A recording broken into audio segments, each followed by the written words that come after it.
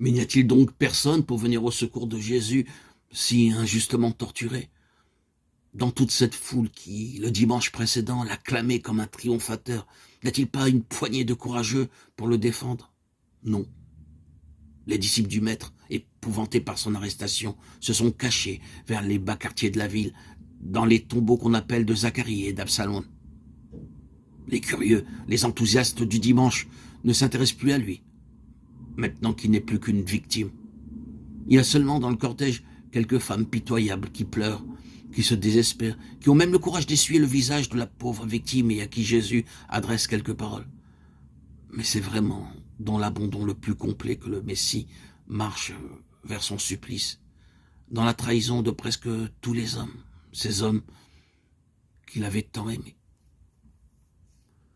Le lieu où l'on menait Jésus, l'endroit habituel de ces cruelles cérémonies, se trouvait un peu en dehors de ces murailles de la ville, dans une région de terrain vague et de tombeaux.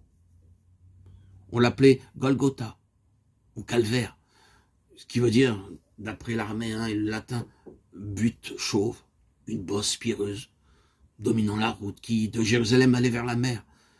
Dressée là-dessus, la croix serait bien en vue, et le condamné serait un objet d'horreur et de crainte pour tous les passants.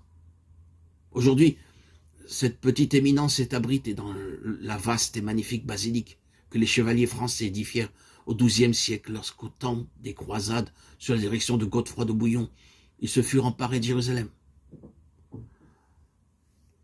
Le cortège franchit la porte de la ville, arriva près du calvaire, s'arrêta. C'est ici, mes enfants, qu'on voudrait vite tourner la page de l'évangile, ne pas être obligé de lire la description de cette horreur, le récit de cette abominable injustice. Jésus a été crucifié.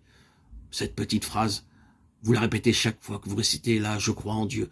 Mais vous avez jamais réfléchi sérieusement à ce que signifie une telle formule, réellement, douloureusement, pour l'homme qui était crucifié?